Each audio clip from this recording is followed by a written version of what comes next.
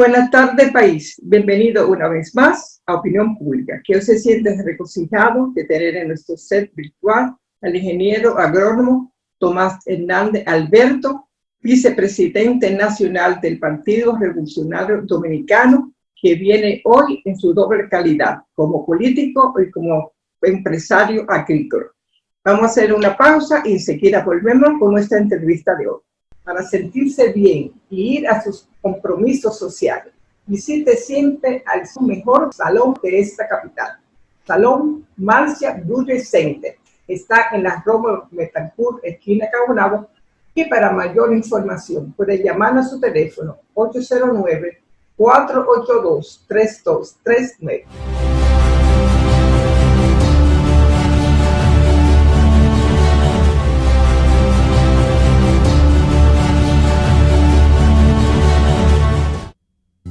Estoy preparándoles un delicioso churrasco con salsa criolla y adobo Goya.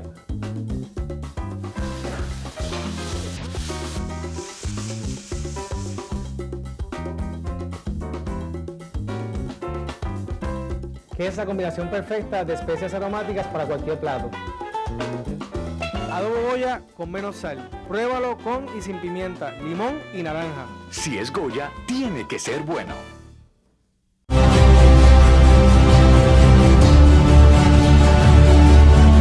Buenas tardes, Tomás.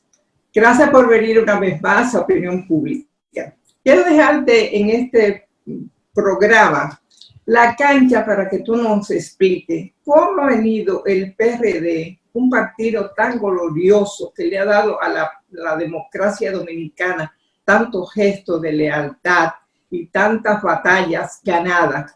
¿Cómo es que ha venido a ser minoritario en las elecciones del 2020? Me gustaría una explicación. Tú, como eres uno de los mejores PRDistas que han estado también liderando tantas batallas. Buenas tardes, Virginia. Buenas tardes, amigas y amigos de este espacio.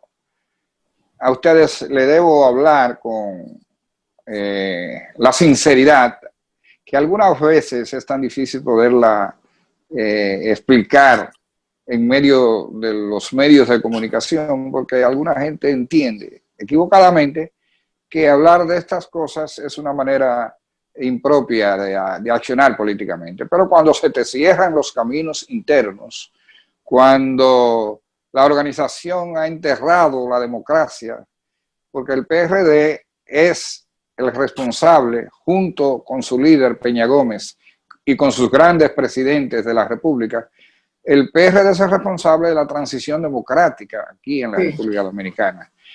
Pero aunque otros lo nieguen. Exactamente. Pero hacia lo interno, tengo que confesar con pena que hace ya bastantes años que no se practica la democracia en el Partido Revolucionario Dominicano. Las decisiones se toman por la voluntad del faraón, Miguel Vargas Maldonado, y evidentemente que eso ha hecho imposible que el PRD pueda al menos mantener una mayoría ridícula, porque lo que obtuvimos en el 16 fue una mayoría ridícula, es decir, apenas en el borde, en la frontera de mayoría. ¿Y ahora qué obtuvieron en las elecciones? Ahora fue 2.1. Ahora nos hemos reducido en 2/3 de lo ridícula que fue nuestra participación en el 16. Recuerden, amigos y amigas televidentes, que el PRD debió de haber ganado las elecciones del año 2012. Perdón. Sí. Y los errores cometidos por el entonces candidato, mi amigo Hipólito Mejía, y por la actitud asumida por Miguel Vargas Maldonado, el PRD resultó derrotado por un candidato que él mismo había dicho que estaba montado en un palo encebado, o sea que subía y bajaba, y que por lo tanto quien debió de haber ganado esas elecciones fue Hipólito Mejía. Pero bueno, esas son cosas del pasado. Aunque no ganó esas elecciones, el PRD sacó casi un 48% de la voluntad popular. ¿Cómo se puede explicar que desde el 12 hasta el 20, es decir, en 8 años, ese partido que sacó un 48% se haya reducido en un 2.400%, o quizá más, porque estamos hablando de 2 puntos cuando tenía 48 puntos. De manera que ya ustedes pueden imaginarse cuál es la situación. Yo lo atribuyo a que el presidente del Partido Revolucionario Dominicano, que es hasta cierto punto un buen gerente de Estado, porque hizo exactamente, porque hizo una cancillería que llenó las expectativas y un poquito más de las expectativas de la gente, pero no es un gerente político, ha fracasado en la conducción del Partido Revolucionario Dominicano de manera total. Cualquier partido que hubiese quedado en las condiciones, o mejor dicho, cualquier presidente de partido alguno que haya llevado a su organización de un 48% a un 2.1%, lo menos que hace es renunciar y pedir excusa. ¿Y ustedes se lo van a pedir que renuncie en esta oportunidad?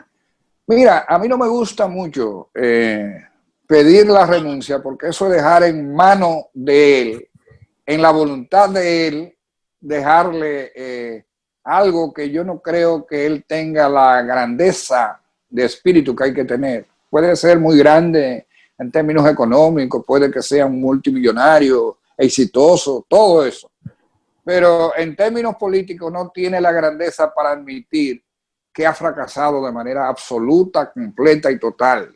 Y por lo tanto yo no le doy el beneficio de solicitarle su renuncia, porque sería dejar en manos de él la solución. No queda otra alternativa que no sea trabajar para desplazarlo, claro, por vía democrática y con los procedimientos que la propia democracia establece para sencillamente separarlo de la presidencia del Partido Revolucionario Dominicano. Nadie lo puede obligar, ni tampoco es nuestra intención, a que deje de ser PRDista. Pero como él piensa que solamente siendo presidente puede estar, lo más seguro que es cuando sea desplazado, de seguro que va a abandonar las filas del Partido Revolucionario Dominicano. Pero tú le preguntas a la gente la razón por la cual no votó por el PRD y te dice, mientras Miguel esté ahí, yo no voto por ese partido, porque yo no quiero saber, digo, no está hablando Tomás, sino está describiendo cómo piensa la gente, ¿entiendes? Porque lo mío no tiene nada personal. En el plano personal, yo creo que es una persona agradable, que es una persona de muchas condiciones, etcétera, etcétera. Ahora, en el plano político es un fracaso total, pero no sabe admitirlo, porque él podría crecerse políticamente. Si de pronto declara, por las razones que fuera, admito que he fracasado en la conducción del Partido Revolucionario Dominicano y como aporte a mi organización, renuncio a la presidencia del partido, creo una comisión que transitoriamente dirija el partido hasta tanto haya una convención libérrima que le dé una nueva dirección al partido y que le insufle la voluntad de vuelo que necesita el Partido Revolucionario Dominicano en un momento en que es factible, porque aquí viene una recomposición de fuerza en la República Dominicana y por lo tanto cualquier partido, mucho más un partido de tradición, un partido que está en el corazón mismo de los dominicanos. Usted puede no ser PRDista, usted puede hasta ser contrario al PRD, pero le sería muy difícil no admitir que el PRD en la democracia ha sido el partido de mayores aportes. Por lo tanto, una organización con ese pasado glorioso, con una buena conducción en poco tiempo puede reposicionarse. ¿Y qué van a hacer ustedes, los dirigentes históricos del PRD, para llegar a eso que tú estás diciendo, para la recomposición del PRD? ¿Qué van a hacer? Bueno, justamente en el día de hoy tuvimos una reunión con una participación bastante amplia. Lo primero que estamos descubriendo es que no será tan difícil porque hay una voluntad en la mayoría de la gente en el partido para que haya una renovación total. Hay gente que habla de que ninguno de los que estuvo al lado de Miguel y fracasó debería permanecer en la dirección, que por lo tanto la renovación tiene que ser total. Yo nunca soy tan taxativo. No, nunca soy. Yo pienso que en ese equipo de conducción hubo gente que pecó por omisión, pero no por comisión. Es decir, que no accionó y por lo tanto debió de haber accionado para enderezar el rumbo, pero no lo hizo. Pero no fue de los que dirigieron la derrota, sino que estaban ahí aparentemente por algún motivo o razón, pero que no todo el que estuvo ahí es responsable en igual dimensión del desastre que se ha producido en términos de membresía del Partido Revolucionario Dominicano. Nosotros, te decía yo, que el miércoles pasado nosotros habíamos tenido una magnífica reunión donde dejamos constituida una corriente renovadora PRDista. Democrática, mejor dicho, una corriente renovadora democrática. Nosotros no andamos detrás de la posición principal ni nada que se parezca. Nosotros lo único que queremos es producir esa renovación donde haya una vinculación. La permanencia del PRD. Exactamente, donde se garantice una permanencia, donde se garantice un espacio que permita que la gente vuelva a creer en el Partido Revolucionario Dominicano, que permita que la gente vuelva a ver esperanzas en el Partido Revolucionario Dominicano. Y todo eso, como te digo, es perfectamente posible, claro, si la suerte está con nosotros, si Dios está con nosotros y si trabajamos para que así sea. ¿Qué parte de la alianza con el PLD ha tenido que ver con los resultados del 2020 del PRD? Bueno, fíjate por qué es que hay que distinguir entre la alianza del 16 y esta alianza. En el 16 había una situación donde si no se procuraba esa alianza, el PRD pudo haber desaparecido, porque no había tiempo para levantar vuelo solo, no había tiempo, porque cuando se produce la división, ya el PRM se había llevado la mayoría del PRDismo. No se llevó al PRDista, sino al militante del PRD. Ese sentimiento PRDista se fue con ellos, o sea, por eso el PRM es prácticamente otro PRD que uno pensaría que debió de haber sido un PRD más moderno, pero que sigue dando señales de que se parece demasiado al Partido Revolucionario Dominicano. Y yo me siento feliz de que por lo menos hemos salvado una parte del PRD. Ahora bien, la esencia del Partido Revolucionario Dominicano es el PRD. Y por eso te digo, es un sentimiento que ha quedado desvanecido en términos orgánicos, pero no en términos sentimentales. El PRD está ahí, deseoso de encontrar un espacio que lo conecte con lo mejor de su pasado y con lo mejor del presente para vincularlo hacia el futuro. Entonces, cuando yo dije hace un año que la alianza lógica era con el PRD, con el PRM, era porque era notorio que... ¿Es que son hermanos? Son hermanos. Sí, exactamente. El PRM y el PRD. Exactamente. Y además era notorio que el Partido de la Liberación Dominicana tendría graves dificultades, porque las mismas razones por las que fracasó el PRD, que fue la división, esas mismas razones se aposentaron del Partido de la Liberación Dominicana. Entonces, cualquiera con dos dedos de frente se daba cuenta de que en una división el PLD iba casi a estar imposibilitado de ganar el poder. Entonces, el PRD tenía la gran oportunidad de ser parte de la victoria junto con el PRM, que se proyectaba, como en efecto resultó, como el partido alternativo que sacaría ventaja de lo que fue la división del Partido de la Liberación Dominicana. Cuando yo lo dije, mucha gente me dijo que sí, yo lo que quería era que me votaran porque yo era miembro del directorio del Banco Agrícola. Yo le dije, bueno, yo creo que nosotros hicimos una alianza para gobernar. Pero sí, lo que quieren es votarme por eso, que me voten, porque yo no voy a renunciar a lo que yo pienso, a lo que yo creo, al menos como una tesis, ¿entiendes? No voy a hacerlo. No, que tú verás lo que te va a pasar. Digo, bueno, nunca pasó nada porque el presidente Miguel Vargas Maldonado quizás intentó que se me separara de las posiciones de poder, pero el presidente Danilo Medina y yo teníamos o tenemos una relación de muchos años, porque estuvimos en el Congreso Nacional, él como líder del PLD y yo como líder del PRD. Yo era el vocero y él era el vocero. Entonces hicimos una gran relación y además yo no estaba planteando, ni siquiera estaba hablando contra el PLD. Yo estaba diciendo lo que le correspondía a mi partido. ¿Entiendes? La alianza que favorecía a mi partido. Y ahora todo me está dando la razón y por lo tanto no me arrepiento de haberlo dicho. En el momento en que me di cuenta que Miguel sencillamente parece que tenía un pacto indisoluble con el Partido de la Liberación Dominicana, entonces comencé a decirle a los PRDistas que en el plano de lo que era la votación, votaran en abajo, como se dice, porque arriba no teníamos candidato, porque la alianza que hizo Miguel con el PLD no fue resultado de un consenso en el PRD, fue la voluntad de Miguel y punto. Y por lo tanto tampoco él trabajó lo suficiente para llevar más votos al Partido de la Liberación Dominicana. Los PRDistas tomaron la ruta de ayudar al Partido Revolucionario Moderno, porque de un 6 que teníamos, solamente un 2.1 votó por Gonzalo.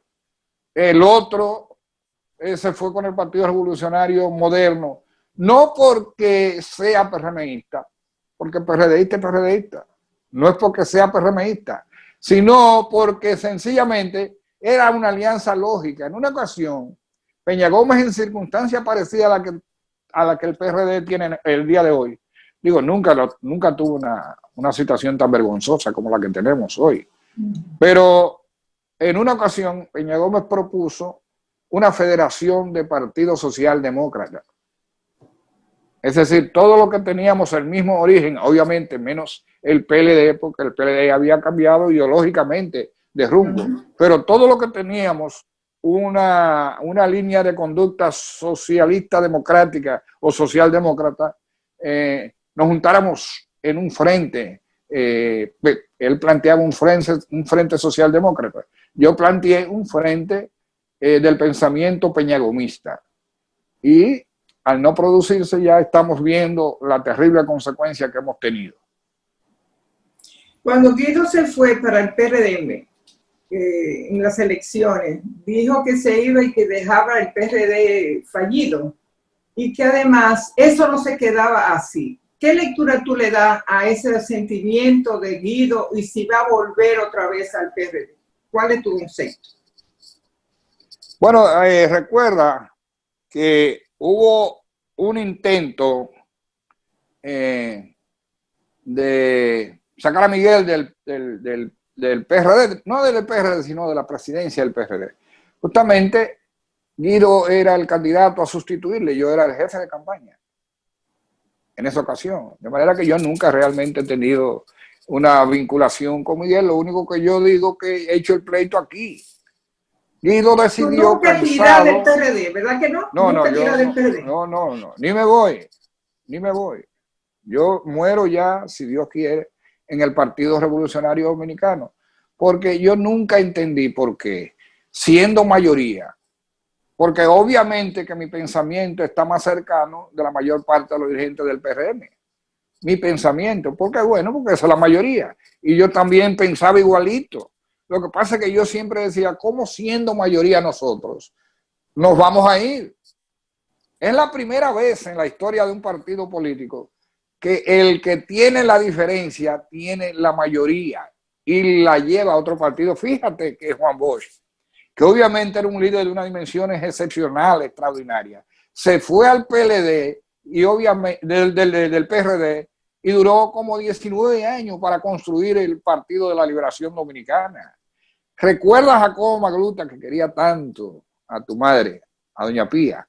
Jacobo Magluta fue un líder de una dimensión excepcional y fundó el PRI, que por cierto yo le dije te quiero mucho, yo había sido su jefe de campaña, yo le dije te quiero mucho, pero yo me quedo en el PRD.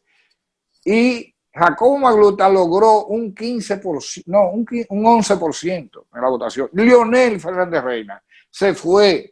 Y fíjate la votación que sacó. Ahora, pero también por la bipolaridad que hubo en estas elecciones. ¿No fue así? No, claro. Yo creo que Leonel representa más, pero como no era una opción, claro, porque las opciones eran el PLD y el PRM, eso accionó en contra de sus posibilidades. Hoy en día habría que ver la nueva realidad, ¿no? Hay una nueva realidad, por eso yo te dije que hay un reaposicionamiento de las fuerzas que va a ser contundente. Pero yo creo que el Partido Revolucionario Dominicano, habida cuenta de lo que ha sido su trayectoria, de sus aportes, habida cuenta de las contradicciones que habrán de haber de aquí al 24 en otras organizaciones, está perfectamente posicionado para solo o junto con un conjunto de fuerzas políticas que ahora yo espero que no vuelva a cometer el error que cometimos, ¿entiendes? Entonces Guido no vuelve otra vez para el PRD. Bueno, yo soy partidario, y al igual que yo piensa la gran mayoría de los PRDistas, que no solamente Guido, sino muchos de los que tuviste que se fueron era porque ya no aguantaban la política de Miguel Vargas Maldonado. Una vez que nosotros logremos colocar a Miguel Vargas Maldonado en la Torre de Caney, tranquilo, ¿entiendes? Y que podamos decir ya estamos liberados de su influencia, hacia el PRD viene una parte muy importante del pueblo dominicano. Eso falta mucho o poco, ¿cómo es así? Para que se vaya para el Caney, pero ahí es que vive. Bueno, pero es para que se quede ahí tranquilo, para cuando él sale de ahí y pretende, yo soy presidente. ¿Presidente de qué? Porque presidente de una organización que no tiene pensamiento que no sea el tuyo. Y tú si tienes pensamiento, nadie lo sabe. Realmente lo que tú estás haciendo es haciéndole daño a una organización. Yo pienso que ya es suficiente el daño que él ha hecho en el Partido Revolucionario Dominicano, en esa conducción fracasada, y yo estoy convencido que no solamente Guido, sino que, acuérdate que durante este proceso se fue mucha gente al PRM, que no aguantó, ¿entiendes? Yo porque soy un gallo bueno, en el sentido de cuando digo aquí, es aquí. Es que tú acuñaste ese sentimiento del PRD y tú no quieres salir de ahí. No. No es tan fácil. No. Fíjate bien. En el fondo yo coincidí con lo que se fueron, en términos de que este momento era del cambio. Sí. Era de otro partido que no fuera el PLD. Pero ese es el accionar. Ahora, de mi instrumento, yo no me concibo votando por otro símbolo que no sea el Partido Revolucionario Dominicano. Pero así como yo, hay mucha gente que tuvo que votar por otro símbolo, pero no porque deseaba hacerlo, sino porque no le dejamos ninguna alternativa. Yo pienso que hay tiempo, estamos en dificultad, graves dificultades, pero hay tiempo para levantar como ave fénix, como solía decir el doctor Peña Gómez, al Partido del Pueblo Dominicano, que es el Partido Revolucionario Dominicano. O sea, para concluir esto, o sea, ¿le quedan grandes glorias para el PRD en el futuro inmediato? El Partido Revolucionario Dominicano, en su devenir, se puede decir que ha hecho mucho por la nación, pero no ha completado lo que ha sido su propuesta original de gobierno. Y nosotros teníamos mucha esperanza de que eso podía completarlo otra organización como el Partido Revolucionario Moderno, que nosotros somos los primeros que le deseamos el mayor de los éxitos, pero es evidente que la filosofía fundamental del Partido Revolucionario Dominicano no está siendo practicada como la concebía el doctor Peña Gómez. Se podría decir que lo que está pasando, el COVID, ese tipo de cosas, tienen mucho que ver con eso. No, es que el Partido Revolucionario Dominicano es el único partido que tiene una definición ideológica en la República Dominicana. es socialista democrático. Es decir, tiene una concepción de poder. Por ejemplo, es muy difícil que en un partido como el Partido Revolucionario Dominicano estemos hablando ahora de unas alianzas público-privadas que uno puede estar de acuerdo porque es una coyuntura donde el Estado no tiene recursos y obviamente tiene la necesidad de aliarse. Pero eso no forma parte de la filosofía peñagomista. ¿Tú me entiendes? Eso no forma parte de la filosofía socialdemócrata. De manera que queda mucho todavía de lo pendiente, de lo que fueron los motivos que le dieron vida al Partido Revolucionario Dominicano.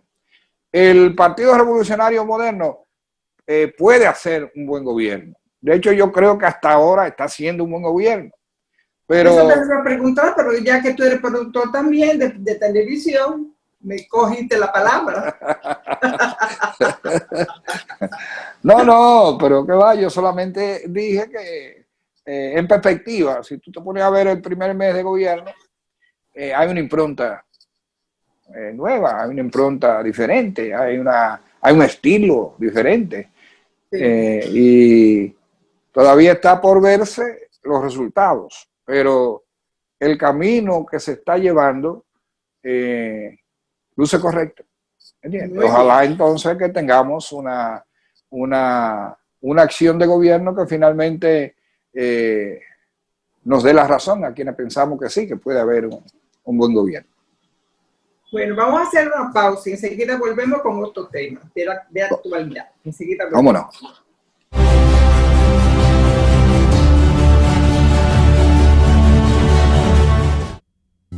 Estoy preparándoles un delicioso churrasco con salsa criolla y adobo Goya.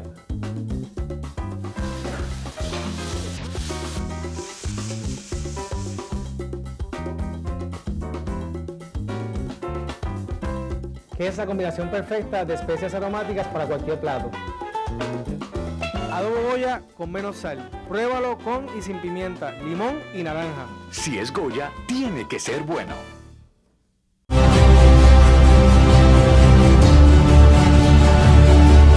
Tomás, el miércoles 30 volvió otra vez Odebrecht a ser juzgado. Y me gustaría que me dijeras si este gobierno, si la Procuraduría va a dar respuesta al pueblo dominicano que votó porque el PRM llevara a los corruptos a los tribunales y que fueran sus recursos robados devueltos al pueblo dominicano. ¿Qué tú crees de ese contexto, de este momento?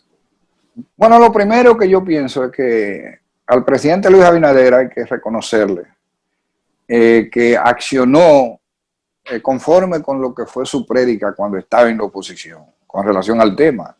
Es decir, dejó en manos independientes el asunto de la justicia. Y yo diría que todos estábamos contentísimos. Después, la magistrada Procuradora General de la República habló de que ella se iba a inhibir. Y yo me quedé pensando, pero Dios mío, entonces se va a caer eso y algo que es lo más emblemático que ha ocurrido en términos de corrupción pudiera quedar el caso más emblemático es Odebrecht, claro. Exacto.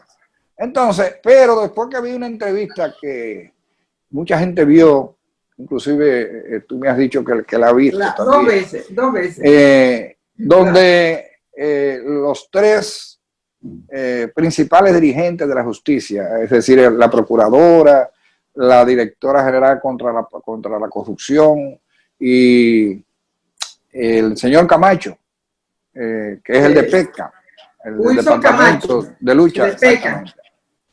Oye, sí, acabo de decir que no solamente los 8 años de Danilo Medina, también de Leonel Fernández. Sí, no. 17 años. Yo tuve un hálito de esperanza nueva.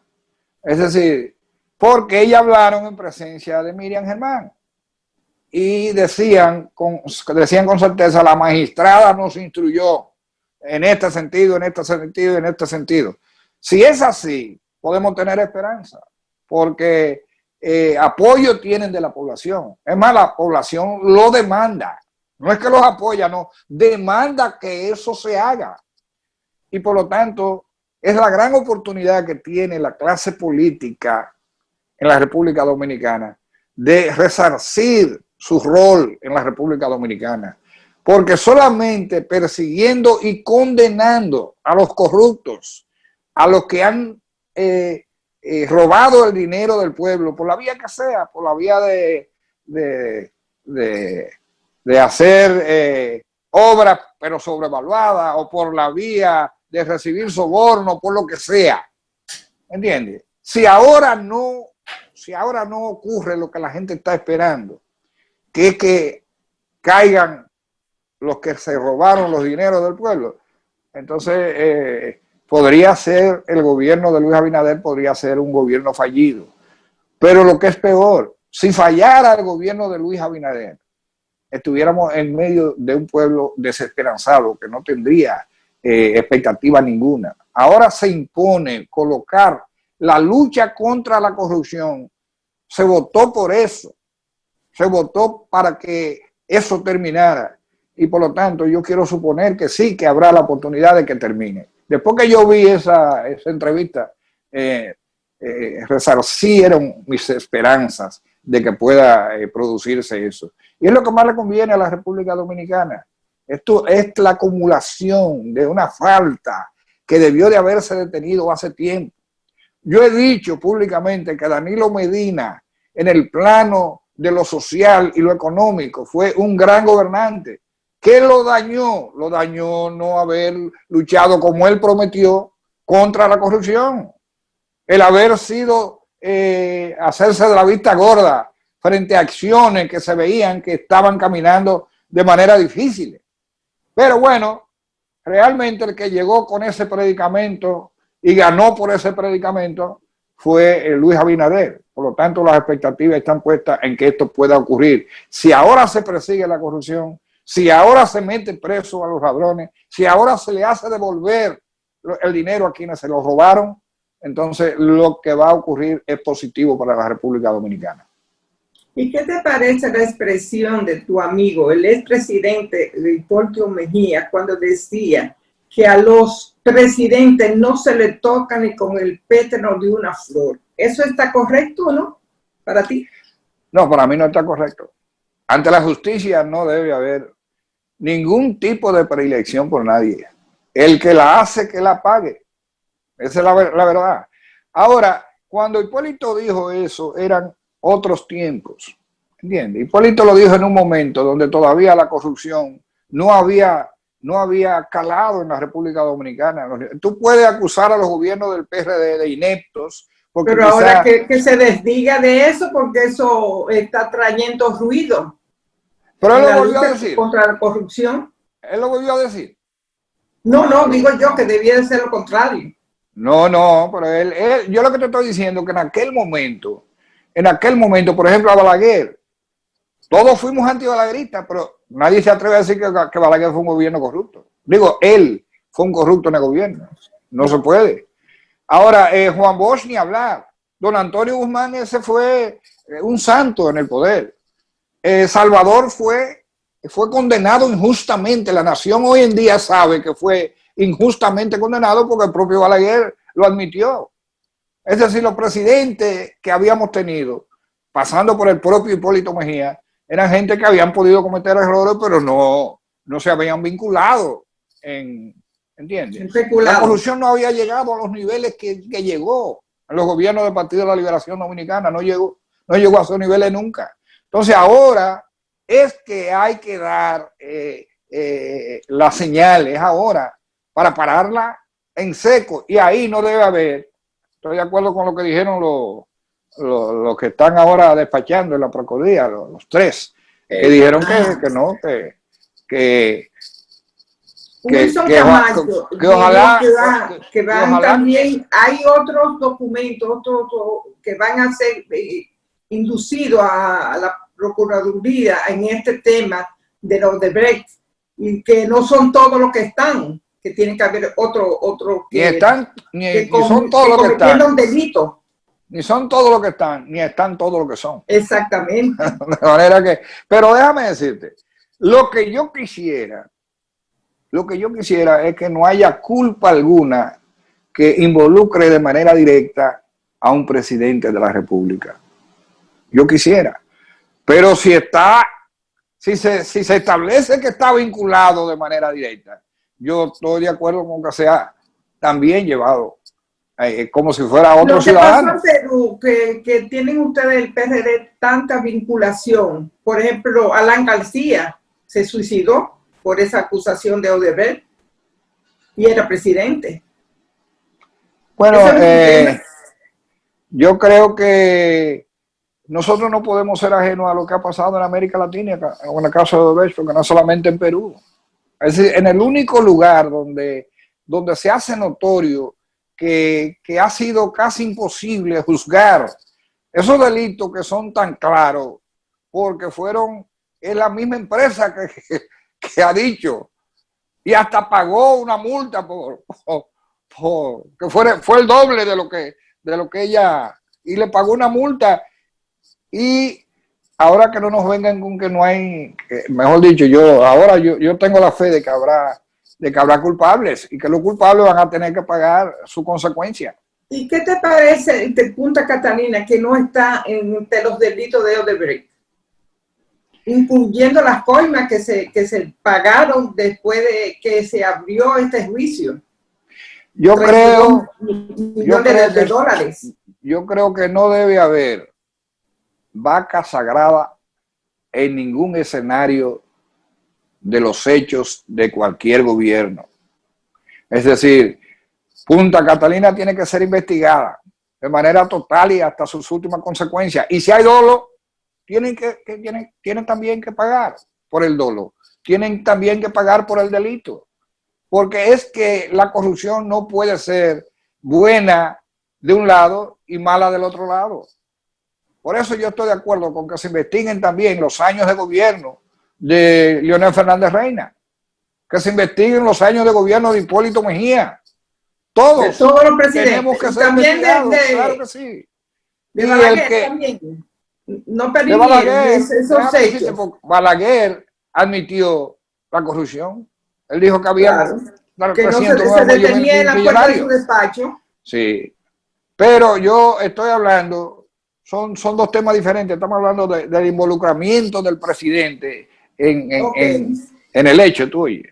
De manera que Balaguer, tú sabes que yo soy un antibalaguerista casi rabioso, pero yo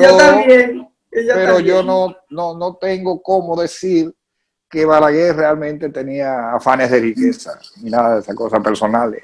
No hay ningún indicio que me lo diga. Ahora, él apadrinaba cosas que no estaban bien hechas en términos de manejo, porque si él mismo dice, llegó a decir hasta que llegó a defender hasta el porcentaje. Pero eran estilos en ese tiempo que eran aceptados, que quizás fue el origen de los daños que ahora nos han producido los grandes desfalcos que han habido en la administración pública. De manera que él no deja de tener su culpa también. Claro que sí. Pero vamos a hacer una pausa para seguir volver con otros temas de actualidad. Enseguida volvemos. ¿Cómo no?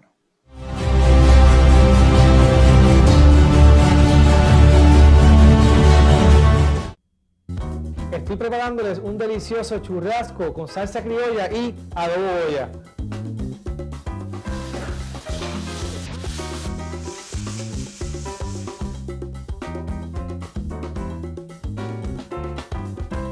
Que es la combinación perfecta de especias aromáticas para cualquier plato.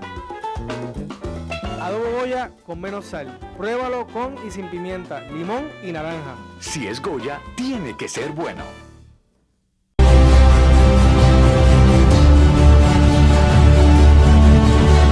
Tomás, yo creo que la República Dominicana y el gobierno se va a coronar de gloria porque la declaración jurada de bienes de los funcionarios estatales está ya teniendo una connotación que antes, en los gobiernos anteriores, no hubiese tenido. Me gustaría una visión tuya de qué es lo que está pasando y si tú crees que eso va a llevar al país a que sea menos corrupto. que lo que fue anteriormente? Bueno, yo podría responderte que el parámetro para poder medir la corrupción está estrechamente vinculado a los bienes que se poseen en el momento en que se llega al poder. Hay gente que se equivoca porque hay gente que llega al poder que ya tiene todo una tradición de ser comerciante o de tener su propio negocio, lo que sea. Y no significa que si tú llegas al poder o el ejercicio, por ejemplo, de una profesión, ¿entiendes? Que si ha sido buena, ¿entiendes? Pues tiene mucha oportunidad. Es decir, cuando tú llegas al poder, obviamente que todas esas cosas privadas pasan a mano de alguien que tú la dejas con tu familia y eso puede producir lo que sea. Porque la idea es que tú no debes hacer del gobierno, no debes hacer negocio, no debes traficar, ¿entiendes? Esa es la idea fundamental. Y por lo tanto, tú tienes que separar lo que tú hacías de lo que tú estás haciendo. ¿Usted acuerda lo que hizo Juan Pablo Duarte cuando los 1.000 pesos que entregó 87? Mandó la carta. 800 y pico. Eso es lo que debe ser un buen administrador del Estado. Claro, Juan Pablo Duarte creó, desde un principio, creó el instrumento. Lo mandaron a supervisar la guerra en Asua y le dieron 2.000 pesos, yo creo que fue. Eran y allá, 1.000 pesos. Y allá vino peso por peso todo lo que tanto de plátano, tanto de yuca. Increíble. Pero ese fue un ejemplo. Mira, parece como si Juan Pablo Duarte se hubiese imaginado que era mejor que dejara algún testimonio de ese tipo de cosas. Ahora déjame decirte una cosa. Luis Abinader ha llegado en un momento de una situación económica difícil, terrible, que no se debe a él. No se le puede culpar de eso. ¿Entiendes? Y además ni siquiera se sabe con certeza cuándo podrá salir de esta cuestión. Y no, la gente no va a estar tan pendiente de eso. Pero de los aspectos que hicieron posible que él ganara está el caso de la corrupción. Por lo tanto, ese es un asunto que va a ser, a él se le va a pasar cuenta. ¿Entiendes? Se le va a pasar la cuenta. Por lo tanto, él está haciendo lo que tiene que hacer. Ya te dije, en el plano de la justicia, después de la entrevista, porque yo tuve mi duda en un momento dado, pero después de la entrevista yo quedé satisfecho. Ahora, en este plano, el que no llene la famosa declaración, sencillamente hay que cumplir la palabra del presidente y el presidente no le tiembla el pulso para cumplirla, ¿oíste? No le tiembla el pulso. El que no entregue esa declaración va a ser cancelado, eso es lo que dijo claro. el miércoles. Pero ven acá. Y lo han reiterado en varias ocasiones.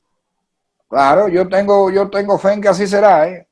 Yo le pido, porque son mis amigos todos, imagínate, estuvimos juntos toda la vida.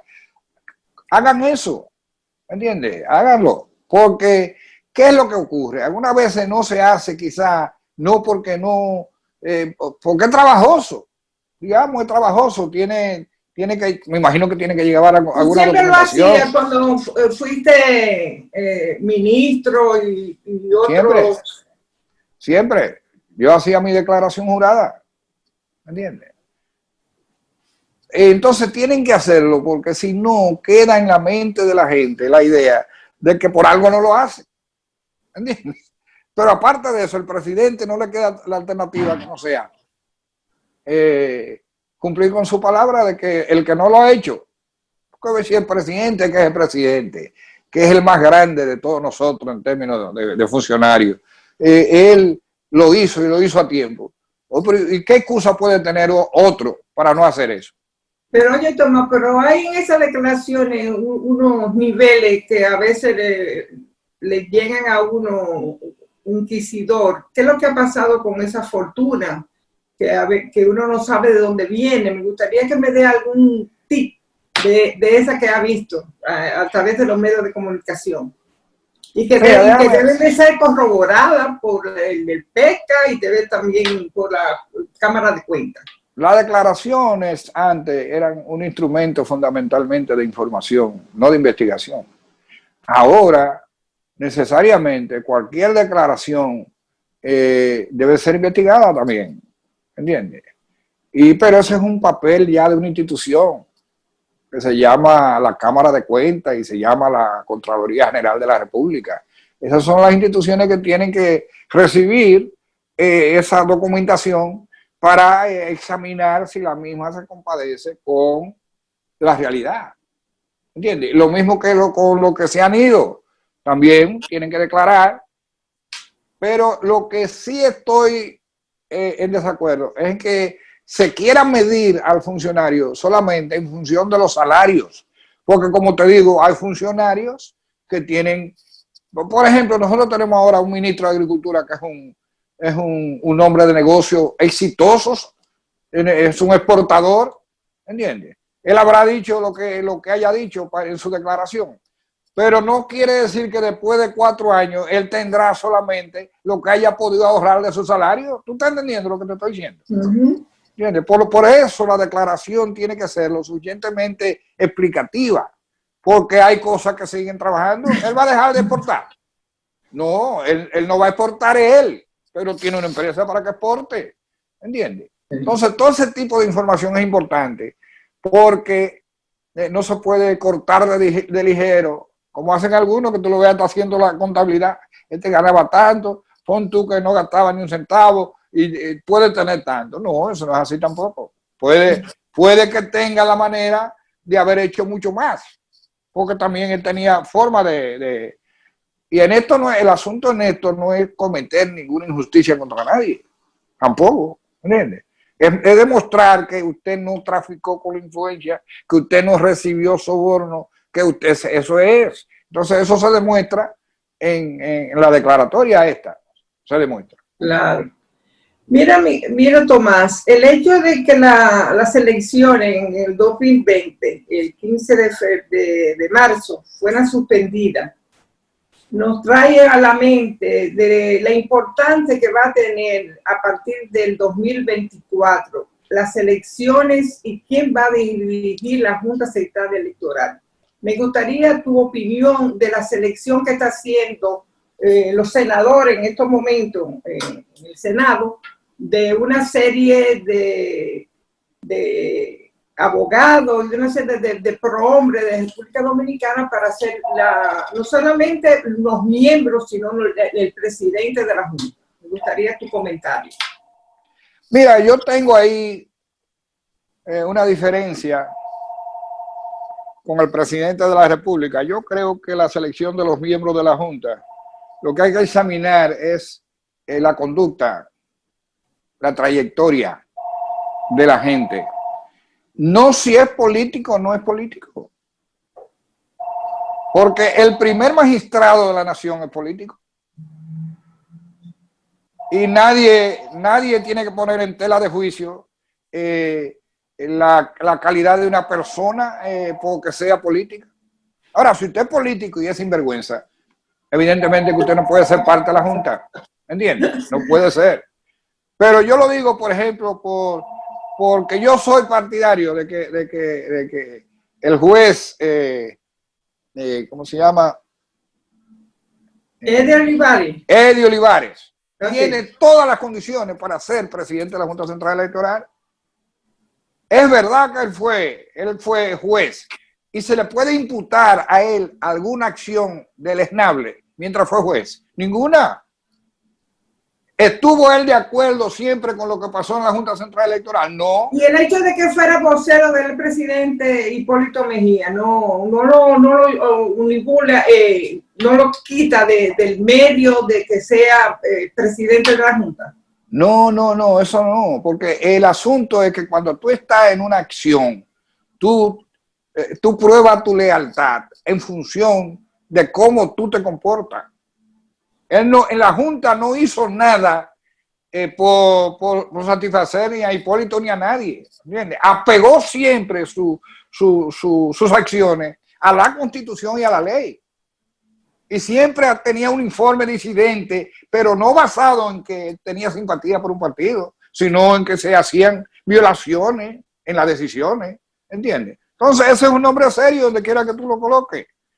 Y puede ser, óyeme, porque lo que yo te digo, si tú puedes ser presidente de la República, tú puedes ser cualquier cosa en la República Dominicana, porque es que el presidente es lo más grande que tenemos.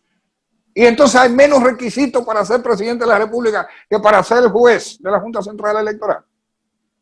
Hay menos, porque son políticos. ¿Entienden? Yo creo que ese no es un criterio correcto. Ahora bien, lo que sí es correcto es otro criterio que tiene el presidente, que esto no debe ser hecho de que por repartición. Bueno, eso fue Peña Gómez que lo incluyó en el PRD. La reparto, eran otros tiempos. ¿Qué es lo que ocurre? Acuérdate que Balaguer hacía junta donde no le daba participación a nadie. Entonces fue una conquista conseguir una junta donde hubiera participación de todo. Ahora estamos viviendo otra etapa de la política. Ahora nos quieren decir que los políticos no pueden ser jueces. ¿Y por qué? Tú has dicho, y mucha gente piensa de mí que soy un hombre de una conducta intachable en términos de mi paso por la administración pública. Yo no he aspirado nunca a juez. Pero ¿y si yo quiero aspirar a juez un día? Estoy imposibilitado porque soy político. Es decir, haber servido al país de manera correcta, de manera impoluta, poder caminar por las calles con el respeto de la gente, eso es al mismo tiempo algo que te impide ser, o porque yo fui el vocero de la campaña de Peña Gómez en los 3 periodos, fui el jefe de campaña de Jacobo Magluta. Ahora, cuando estuve en el Instituto Agrario Dominicano, actué como debía de actuar. Para mí, todos los dominicanos eran medidos con la misma vara. ¿Me entiendes? Las parcelas que se daban no tenían nombre político. Por eso es que mi mamá te tenía como un hijo, por los rectos que eres. Exacto. Gracias por estar en opinión pública. Quiero que me dé medio minuto para que me diga qué está pasando con la agricultura en República Dominicana, porque a través del turismo y también de los binacionales que no están trayendo, no están vendiendo. ¿Qué está pasando con esa mercancía y los supermercados que están vendiendo carísimo? Parece que el proconsumidor no está yendo a los supermercados. Mira, la producción agropecuaria, primero, uno no tiene todavía cómo medir la efectividad de este gobierno porque apenas tiene un mes, ¿entiendes?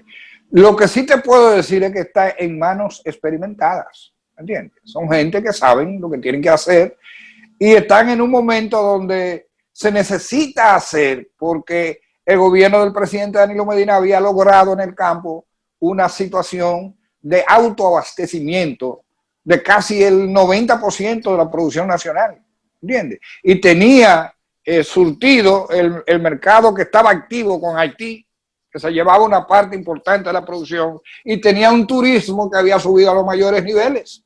Y no hubo nunca problema en términos de Pero ¿por qué los supermercados están vendiendo tan caro, Tomás, ahora? Bueno, porque ahora parece la casa del terror. Yo creo que ahí hay algunas cosas que tienen que investigarse porque no hay razón ni hay motivo. Es posible que haya que sean demasiado golosos, pero lo más seguro... Eso sí yo creo, eso sí creo. Pero lo más seguro es que falte una supervisión en la cadena de distribución. ¿Entiendes? Porque ahí es que se van modificando los precios. Entonces hay que averiguar a ver qué está pasando. Porque tú sí sabes de eso, tú sí sabes. Claro. Entonces, como te digo, todavía yo no puedo juzgar cómo anda el funcionariado agropecuario. Okay. No puedo, porque es un mes, ¿entiendes? Y el producto de más corto es de 3 meses, ¿entiendes? Pero yo sí sé que quienes están ahí son gente que tienen experiencia, son gente que imagínate, Hipólito es prácticamente el responsable fundamental, aunque no sea el que esté gobernando. Hipólito fue el mejor ministro de Agricultura que hemos tenido en su tiempo, de manera que ahí la cosa no hay por qué preocuparse, pero sí lo que es preocupante es los precios de algunos víveres, sobre todo lo que estoy diciendo, en la República Dominicana. No hay ningún motivo ni razón para que estén así. En el campo, los plátanos, la noticia que yo tengo es que andan entre 7 y 10 pesos. ¿Cómo usted explica entonces unos plátanos a 30 y un poquito más en algunos supermercados. Algo falta ahí en la cadena de distribución, o hay mala intención, ¿entiendes? Porque esas son maneras también de producir una imagen incorrecta de un funcionario. Pues de una vez, la culpa es el ministro de Agricultura. Bueno, vamos a ver, ha habido una hecatombe tan grande en términos de la producción, no puede ser. De manera que hay que averiguar ahí qué es lo que está pasando. Bueno, yo creo que este es un programa de lujo, teniéndote a ti con tantas informaciones, con tantos conceptos que has vertido en Opinión Pública en el día de hoy, y dejarte la puerta abierta como siempre, Tomás. Siempre es un honor para Opinión Pública tenerte como invitado. Muchas gracias y te doy la mejor de la suerte. Muchas gracias y volvemos ustedes el próximo domingo en otra Opinión Pública. Muchas gracias y hasta entonces.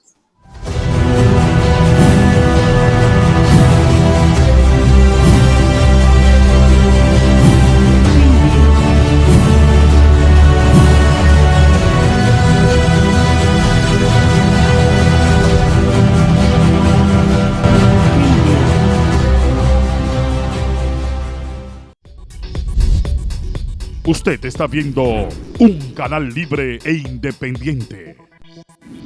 Cinevisión, Canal 19.